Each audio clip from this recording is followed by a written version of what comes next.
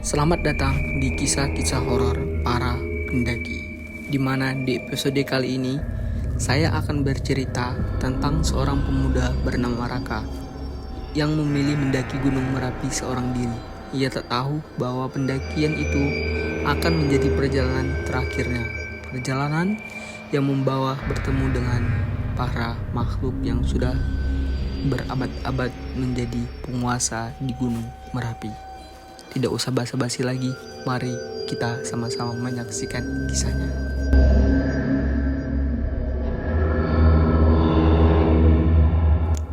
Pada suatu pagi yang cerah, Raka, seorang pendaki muda, memutuskan untuk mendaki Gunung Merapi seorang diri. Ia sudah mendaki banyak gunung, namun Merapi dengan segala kekuatan alamnya yang mengerikan selalu menariknya. Sebelumnya, ia mendengar banyak cerita dari para pendaki bahwa gunung ini tidak hanya menyimpan bahaya alam, tetapi juga makhluk halus yang menunggu kesempatan untuk mengganggu. Raka yang terkenal dengan keberaniannya, ia mengabaikan semua peringatan itu. Ia merasa yakin akan bisa menaklukkan gunung ini dengan mudah. Tanpa memedulikan kabar-kabar seram, ia memulai pendakian seorang diri. Di awal perjalanan, semuanya berjalan lancar. Jalur pendakian yang terjal dan kabut tebal yang turun seolah tidak menghalangi semangat Raka. Tetapi semakin jauh ia mendaki, suasana mulai berubah. Kabut yang turun semakin tebal dan suara angin yang biasanya menghembus kini terasa mendesai seperti bisikan yang tak jelas. Ketika matahari mulai tenggelam, ia memutuskan untuk mendirikan tenda di dekat sebuah batu besar yang ia temukan di sisi jalur pendakian. Malam itu, Raka berada di dalam tenda. Ia mulai merasa ada sesuatu yang aneh. Suara gemisik di luar tenda terdengar lebih dekat, namun saat ia mengintip tak ada apapun. Tiba-tiba, suara langkah kaki berat terdengar. Langkah itu tidak seperti langkah manusia, lebih seperti langkah makhluk yang lebih besar. Dengan rasa penasaran dan sedikit ketakutan, Raka keluar dari tenda, namun hanya menemukan keheningan yang mencekam. Saat ia kembali ke dalam tenda dan mencoba tidur, tiba-tiba suara bisikan itu kembali. Kali ini lebih jelas. Raka, Raka. Terdengar pelan, seperti suara wanita yang memanggilnya. Suara itu terdengar dari luar tenda, sangat dekat. Jantungnya berdegup kencang dan meskipun rasa takut menguasai dirinya, ia berusaha untuk tidak panik. Raka memutuskan untuk keluar lagi dan mencari sumber suara tersebut di luar tenda. Kabut semakin tebal dan suasana semakin suram.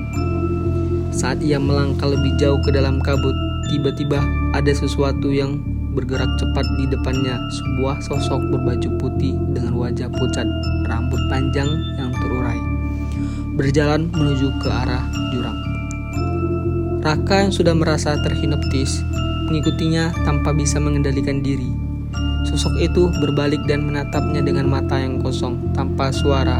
Sosok itu membuka mulutnya dan berkata, "Kamu sudah dipilih, ikutlah dengan kami." Suara itu terdengar seperti beribu-ribu suara yang bersatu, seperti ratusan jiwa yang terperangkap.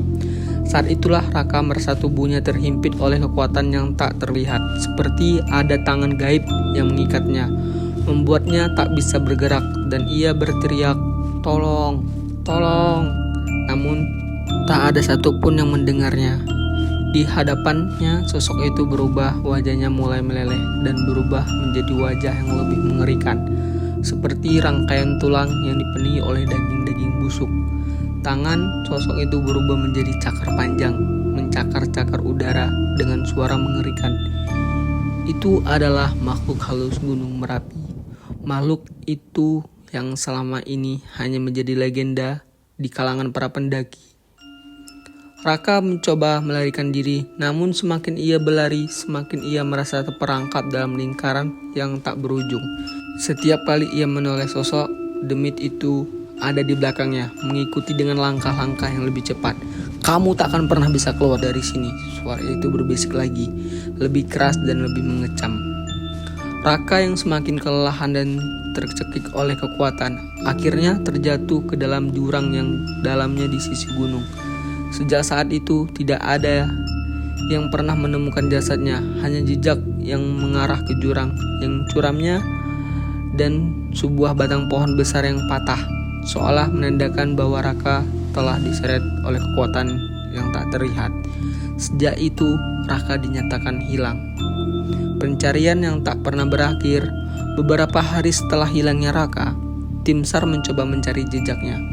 Mereka hanya menemukan jejak kaki yang berhenti tiba-tiba, dan di sekitar lokasi mereka merasa ada sesuatu yang mengawasi mereka. Beberapa orang dari tim penyelamat melaporkan melihat bayang putih yang melintas cepat di antara pepohonan, atau mendengar bisikan yang sama seperti yang Raka dengar, yang memanggil nama mereka. Namun tidak ada yang dapat menjelaskan apa yang sebenarnya terjadi kepada Raka. Beberapa orang percaya bahwa ia menjadi korban dari makhluk halus Gunung Merapi, makhluk gaib yang menginginkan jiwa para pendaki sebagai tumbal. Kini Gunung Merapi tetap menjadi tempat yang dikenal sebagai tempat terlarang, tempat di mana para makhluk halus masih mengintai, menunggu para pendaki yang berani menguji keberanian mereka. Sebuah peringatan bagi semua orang, janganlah pernah mendaki sendirian, dan jangan pernah sekali-kali melawan makhluk yang ada di sana.